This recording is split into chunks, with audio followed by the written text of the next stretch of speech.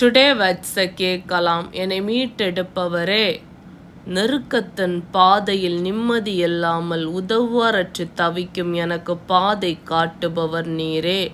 அப்பா, உம்முடைய பாதையில் நடந்தால் பிழைப்பேன். அதை தாண்டி வேறே பாதையில் நான் நடந்தால் நான் தொலைந்து போவேன். உதவுவாரற்று ஆறுதலற்று மனவலியால் நோவுக்கு ஒப்பு கொடுக்கப்படுவேன். நீரே என் அடைக்கலம். உமக்கு கீழ்ப்படிந்து உம் அன்பில் மகிழ்ந்திருக்க உம்மை ராப்பகலாய் தியானித்து உண்மையாய் விசுவாசித்தும் இருக்க வேண்டும். தேவனால் கூடாதது ஒன்றுமில்லை. அவராலே எல்லாம் கூடும். அவரை இறுக பற்றிக்கொள். இன்னைக்கான வசனத்தை கேட்கலாம். ஏசாயா 57:18. துக்கப்படுகிறவர்களுக்கும் ஆறுதல் அளிப்பேன். ஆமேன்.